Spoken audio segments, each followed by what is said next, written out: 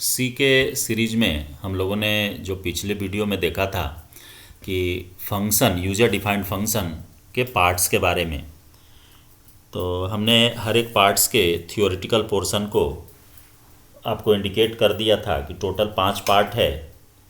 मैंने पिछली वीडियो में उसके सिंटेक्स के बारे में आपको कुछ नहीं बताया था कि कौन सा पार्ट किस जगह आपके प्रोग्राम के अंदर होगा।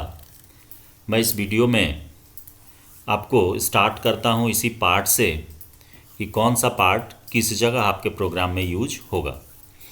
तो सबसे पहला पार्ट मैंने जो आपको बताया था कि फंक्शन का प्रोटोटाइप, तो आप ये देख लीजिए कि जहाँ आप #include और stdio.h लिखे, इसके जस्ट नीचे फंक्शन के प्रोटोटाइप को लिखा जाता है। फंक्शन के प्रोटोटाइप में सबसे पहला हो जाता है कि रिटर्न टाइप। तो हमने जैसा कि एक एग्जांपल के तौर पर इंट टाइप ले लिया है, तो इसका मतलब है कि जब हम फंक्शन सम को यूज करेंगे तो ये कैलकुलेशन के बाद एक वैल्यू रिटर्न करेगा जिसका टाइप होगा इंटीजर। इसके बाद फंक्शन का नेम, तो फंक्शन का नेम है जिसका नाम हमने रखा फंक्शन का सम। आप कोई भी नेम ले सकते हैं जैसा आपको ज़रूरत होगा, जिस तरह के फंक्शन के नेम की आवश्यकता होगी आप उसको यूज कर सकते हैं। इसके बाद ब्रैकेट के अंदर यानी कि पैरेंथेसिस के अंदर आप देख रहे हैं कि 2 इंटीजर इंट कॉमा इंट दिए हुए हैं। तो ये क्या, ये पैरामीटर के लिए ये डिफिनेशन है कि हमारा 2 इंटीजर टाइप का वैल्यू होगा जिसको कि हम पास करेंगे, यानी 2 वैल्यू लेकर के जाएगा, तो ये पैरामीटर कहलाता है। इसके बाद जो प्रोटोटाइप हम डिक्लेयर करते हैं ये टॉप में है, यानी मेन के ऊपर है, और इसको टर्मिनेट करना ज़रूरी हो जाता है जिसको कि सेमीकोलन से टर्मिनेट किया जाता है। ये कंपाइलर को इंडिकेट करता है कि जो फंक्शन यूजर के द्वारा डिफाइन किया गया है उसका डिफिनेशन नीचे है, यानी कि मेन के नीचे है। तो आप जैसे यहाँ देख रहे हैं तो इसका डिफिनेशन हमने कहाँ किया, मेन के नीचे किया, तो वो एक इंडिकेटर के तौर पर यूज होता है। हम इस पूरे फंक्शन के डिफिनेशन को इस प्रोटोटाइप के जगह पर भी ला सकते हैं। तो यदि यहाँ ले आएंगे तो इस प्रोटोटाइप की कोई आवश्यकता नहीं रह जाती है, यानी ये ऑप्शनल हो जाएगा उस केस में जब हम फंक्शन का डिफिनेशन टॉप में कर देंगे। तो इसके बाद बात आती है कि मेन के अंदर यानी मेन फंक्शन के अंदर, तो मेन फंक्शन के अंदर जब जाएंगे आप तो यहाँ पर देखेंगे कि जो सम जहाँ की हम कॉल कर रहे हैं, जिसको देखिए येलो लाइन से हमने इंडिकेट किया कि एक्चुअल आर्गूमेंट्स का लिस्ट, तो ये पूरा लाइन यानी कि sum under bracket a, b, इसको कहते हैं फंक्शन कॉल। यानी कि हम उस फंक्शन को कॉल कहाँ कर रहे हैं वो इंडिकेट करने के लिए इसको यूज किया गया या उसको कॉल करने के लिए यूज किया गया, तो उसी का इंडिकेशन हमने एरो दे करके फंक्शन कॉल दिया है। और फंक्शन को कॉल करने के समय जो वेरिएबल आप उसके पैरामीटर में पास करते हैं यानी उसके पैरेंथेसिस के अंदर लिखते हैं उसको कहते हैं हम लोग एक्चुअल आर्गूमेंट्स, यानी कि वो वैल्यू जो कि हम उस फंक्शन में सप्लाई करते हैं वो क्या कहलाएगा, एक्चुअल आर्गूमेंट। इसके बाद आप नीचे आइए जहाँ की फंक्शन का डिफिनेशन है, तो फंक्शन के डिफिनेशन में आप देखेंगे कि हमने एक रेड कलर से उसको इंडिकेट किया है कि फंक्शन का ये डिफिनेशन है, नीचे आप देखिए। और इस फंक्शन के डिफिनेशन का मतलब हो गया कि फंक्शन का एक्चुअल लॉजिक जो है वो लिखा जाएगा फंक्शन के डिफिनेशन में। जैसे यहाँ पर x और y हमने 2 वेरिएबल ले लिया जो कि ऊपर से a और b पास किया गया, तो वो एक्चुअल आर्गूमेंट है। तो यहाँ पर जो आप पैरामीटर के तौर पर देख रहे हैं कि वेरिएबल x है और y है, तो इस वेरिएबल x और y को हम लोग कहेंगे कि ये फॉर्मल आर्गूमेंट है। फॉर्मल आर्गूमेंट जैसा कि आपको डिफिनेशन में मैंने पीछे ही बताया कि formal arguments are the photocopy of actual arguments, यानी कि a का वैल्यू कॉपी हो रहा है यहाँ x में और b का वैल्यू कॉपी हो रहा है y में, फॉर्मल आर्गूमेंट के लिस्ट में मैं बता रहा हूँ। और इसके बाद रिटर्न स्टेटमेंट है, तो रिटर्न स्टेटमेंट में x और y को हमने जोड़ दिया, तो a और b का वैल्यू आ गया x और y में, और यहाँ से जुड़ करके ये रिटर्न होगा। तो देखिए फंक्शन का जो प्रोटोटाइप है वो प्रोटोटाइप सेम मैच कर रहा है फंक्शन के डिफिनेशन में जो फर्स्ट लाइन है उससे, यानी यहाँ पर ये दोनों सेम होना चाहिए। यदि यहाँ कोई डिफरेंस होता है तो एरर जनरेट करेगा। तो यहाँ आपको पांचों पार्ट मिल गया। पहला था प्रोटोटाइप, दूसरा है फंक्शन कॉल, तीसरा है फंक्शन डिफिनेशन, चौथा था एक्चुअल एंड फॉर्मल आर्गूमेंट्स और पांचवा था रिटर्न स्टेटमेंट। तो हमने यहाँ पर पांचों पार्ट को आपको इंडिकेट कर दिया, ये इस प्लेस पर डिफाइन किया जाएगा या इस जगह पर इसको यूज आप करेंगे। इसके बाद अब बात आती है कि ठीक है कि ये तो पार्ट्स की बात हो गई, तो अब है कि यूजर डिफाइंड फंक्शन कितने तरह का होता है। तो यूजर डिफाइंड फंक्शन को यदि उसके पैरामीटर और रिटर्न टाइप के अकॉर्डिंग डिवाइड करें तो ये चार तरह का होता है। पहला होता है कि no argument no return. No argument no return यानी कि आर्गुमेंट लेकर के नहीं जाएगा और कुछ भी वैल्यू रिटर्न नहीं करेगा। दूसरा है नो आर्गुमेंट विथ रिटर्न, कि आर्गुमेंट लेके नहीं जाएगा लेकिन कुछ ना कुछ रिटर्न करेगा। इसके बाद है विथ आर्गुमेंट्स नो रिटर्न, यानी आर्गुमेंट ले करके जाएगा लेकिन रिटर्न कुछ नहीं करेगा। और चौथा है विथ आर्गुमेंट्स विथ रिटर्न, यानी ले के भी जाएगा और ले के भी आएगा, यानी पैरामीटर भी चाहिए और फंक्शन कुछ ना कुछ रिटर्न करेगा। तो सबसे पहला जो आपका फंक्शन है नो आर्गुमेंट नो रिटर्न, तो इस फंक्शन का यूज जनरली हम लोग मैसेज को डिस्प्ले करने में करते हैं। जैसा कि आप नीचे उसका डिफिनेशन हमने लिख रखा है कि नो आर्गुमेंट नो रिटर्न में कि function with no argument means the called function does not receive any data from calling function and calling function does not receive any data from the called function, यानी कि जिसको जो call कर रहा है वो पैरामीटर भी कुछ नहीं दिया और जो कॉल किया गया फंक्शन है वो फंक्शन भी उसको कुछ भी वापस नहीं दिया। जैसे आप चले गए प्रवचन सुनने, तो ना आप कुछ ले करके गए और ना कुछ ले करके आए, लेकिन बैठ करके सुने तो जरूर। तो ये हो गया नो आर्गुमेंट नो रिटर्न। अब इसका है कि कैसे लिखा जाएगा, सिंटेक्स क्या होगा। तो नीचे देखिए सिंटेक्स में हमने लिखा वॉइड। वॉइड माने हो गया कि फंक्शन किसी भी तरह का जब वैल्यू रिटर्न नहीं करता है तो रिटर्न टाइप ऑलवेज दिया जाता है वॉइड। और इसके बाद फंक्शन का नेम और आर्गुमेंट जो होगा वो ब्लैंक होगा। मैं सारे का 1 बाय 1 एग्जाम्पल दूंगा, पहले डिफिनेशन इसका बता दे रहा हूँ। इसके बाद दूसरा टाइप जो इसका है कि नो आर्गुमेंट विथ रिटर्न, यानी आर्गुमेंट ले करके नहीं जाएगा लेकिन रिटर्न करेगा। तो इस in this type of function called function does not receive any data from calling function and one result will be sent back to the caller from the function. जो फंक्शन आप कॉल करिएगा वो एगो value आपको return कर देगा। आपको देना कुछ नहीं है लेकिन वो एक वैल्यू रिटर्न करेगा। तो इस तरह के फंक्शन का यूज हम लोग अक्सर किसी एक वैल्यू को इनपुट लेने में किया करते हैं। तो इसमें देखिए इसके सिंटेक्स में कि रिटर्न टाइप और फंक्शन का नेम होगा। तो जिस डेटा टाइप के वैल्यू को आप रिटर्न लेना चाहिएगा उसका टाइप आपको देना होगा, वही रिटर्न टाइप होगा फंक्शन का, और जो फंक्शन का नाम आप देना चाहते हैं वो नाम होगा। तीसरी कैटेगरी जो उसकी थी या तीसरा टाइप जो था वो था विथ आर्गुमेंट नो रिटर्न, यानी आर्गुमेंट ले करके जाएंगे लेकिन ये रिटर्न कुछ नहीं करेगा। तो ये वैसे केस में हम यूज करते हैं इस तरह के फंक्शन को जब हमको एक से ज़्यादा वैल्यू कहीं डिस्प्ले कराने की बात है। जैसे टेबल प्रिंट करना है कि हम 5 पास करें फंक्शन में और वो टेबल हमको प्रिंट कर दे, तो वहाँ पर हम यूज करेंगे विथ आर्गुमेंट नो रिटर्न को।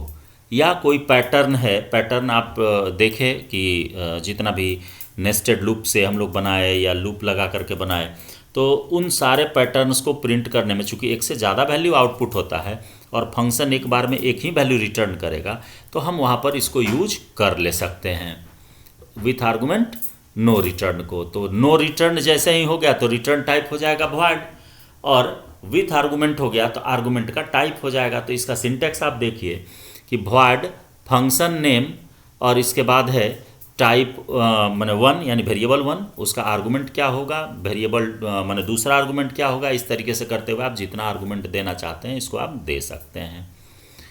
और चौथा यानी कि लास्ट जो है वो हो गया कि विथ आर्गुमेंट्स विथ रिटर्न, यानी आर्गुमेंट भी पास करना है और ये रिटर्न भी करेगा।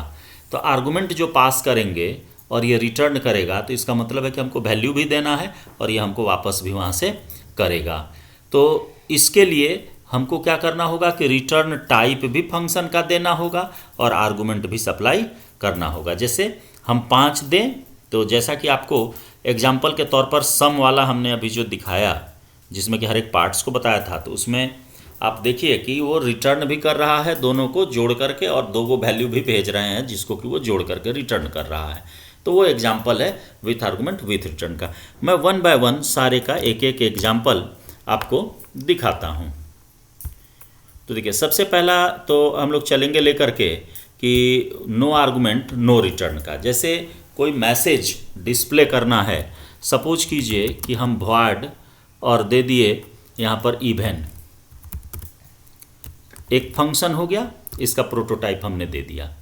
और एक और हम लोग डिक्लेयर कर लेंगे void odd, तो 2 फंक्शन हो गया, दोनों यूजर डिफाइंड फंक्शन है।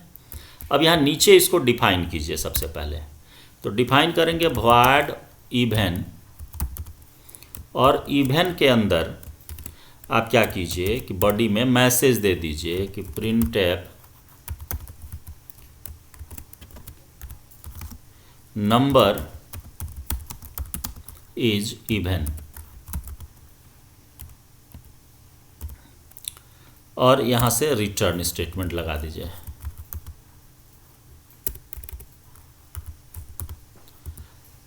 हम रिटर्न इसलिए लगा दिए लास्ट में, यदि नहीं भी देते तो यहाँ से वापस मेन में होता, लेकिन हम रिटर्न लगा दिए कि चूंकि सिंटेक्स में मैंने आपको सारी बातें बताई थी तो इसलिए रिटर्न यहाँ पर ऐड कर दिया।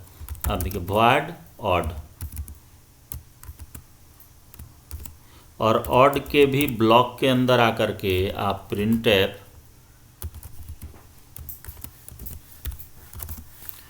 नंबर इज odd ये दे दिया और यहाँ भी रिटर्न और सेमीकोलन। अब देखिए अब आइए मेन में आएंगे तो मेन में हमको चेक करना पड़ेगा कोई नंबर लेकर के। तो यहाँ पर इंट में हमने एक n ले लिया नंबर और printf आप इनपुट ले लीजिए।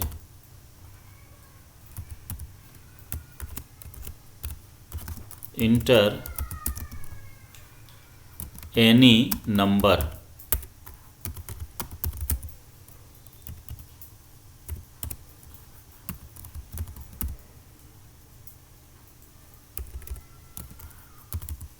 scanf और %d, और इस जगह आप एम्परसेंड दे करके वेरिएबल का नेम दे दीजिए n, यहाँ दिए। अब देने के बाद यहाँ आप चेक करिए इफ़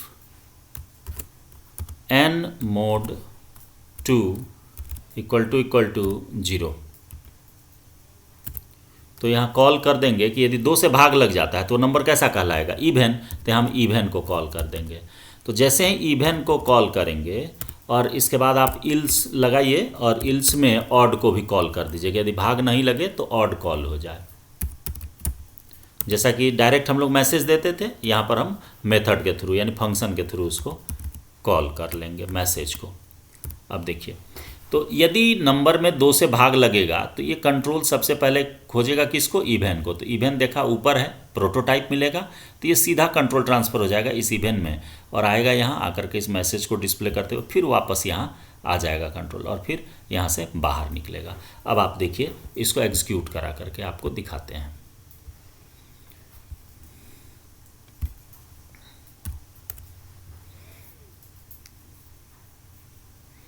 ये नंबर मांगेगा एक n के लिए और उस n में आप जो भी नंबर n के लिए आप डाल सकते हैं। मान लो हम 4 डालें तो ये आना चाहिए क्या, इवन।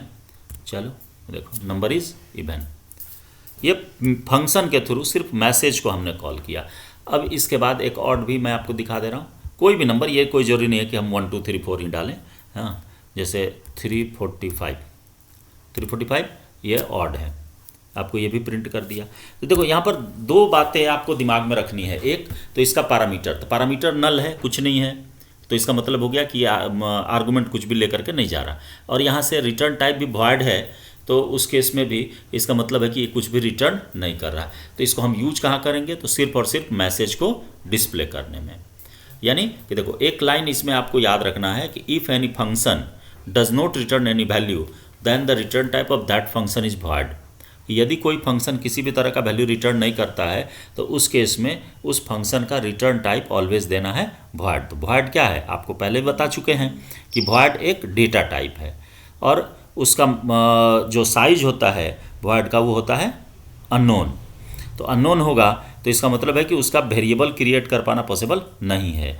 तो इसीलिए यहाँ पर जब फंक्शन के केस में, मैं पीछे भी आपको कई बार बताया कि इसका वॉइड का यूज आपको फंक्शन के अंदर पता चलेगा कि ये क्या होता है और कैसे इसको यूज करते हैं। तो ये एक हो गया कि नो आर्गुमेंट नो रिटर्न। अब दूसरा इसका जो पार्ट था कि सपोज कीजिए कि हम ये जो इनपुट वाला काम है, ये इनपुट वाला काम करा लें कि नो आर्गुमेंट विथ रिटर्न से।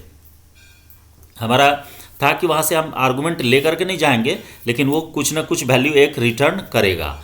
तो इनपुट वाला काम देखिए हम करा ले रहे हैं। एक तो ये है ही मेरा, हम इसी में थोड़ा सा जोड़ देते हैं आपको। तो रिटर्न कराना हमको कैसा वैल्यू, इंटीजर टाइप का। तो इंट और इनपुट यहाँ हम नाम दे दिए। अब देखिए ये मेरा हो गया इनपुट, हम पैरामीटर कुछ नहीं ले रहे हैं, लेकिन रिटर्न टाइप देखिए यहाँ इंटीजर दे दिए। अब इस पोर्शन को उठा करके हम लेकर के चले जाएंगे, एक और फंक्शन बना लेंगे लास्ट में। वो तीसरा फंक्शन मेरा होगा जिसको कि हम ले लेंगे इंट और इनपुट के नाम से इनपुट, और इसके नीचे आकर के आप इस पूरे को उठा करके यहाँ रख दीजिए। इस पूरे को उठाइए, देखिए ये लिए यहाँ से कंट्रोल एक्स कर लिए और यहाँ आकर के इसको पहले इंट और n आप दे दीजिए और n देने के बाद यहाँ इसको पेस्ट कर दीजिए। देखिए इनपुट वाला काम हो गया, n में आ गया वैल्यू और इसको यहाँ से हम रिटर्न लिख देंगे RETURN। रिटर्न किसको, n को करना है। तो ये वैल्यू जैसे ही हम इनपुट को कॉल करेंगे ये एक वैल्यू इनपुट लेगा और रिटर्न कर देगा। रिटर्न करेगा तो ये आकर के स्टोर होना है किस में, n में। तो हम दे देंगे n इक्वल टू इनपुट।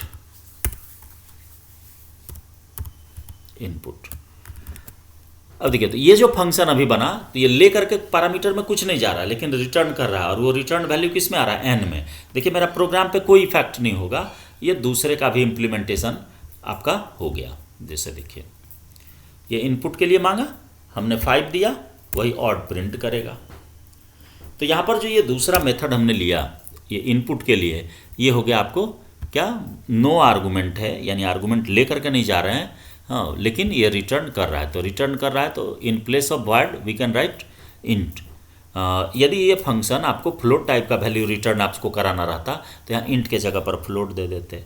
यदि कैरेक्टर टाइप का कराना रहेगा तो कैर दे दीजिएगा। जैसा आपको ज़रूरत पड़ेगा, ज़रूरत के हिसाब से हम लोग बदल सकते हैं। अब ये चूँकि वीडियो बड़ी हो जाएगी तो इतने बड़े को मैंने बनाना ठीक नहीं होगा। मैं दो इसका जो टाइप बचा कि विथ आर्गुमेंट नो रिटर्न और विथ आर्गुमेंट विथ रिटर्न, वो अगली वीडियो में पूरा करूँगा।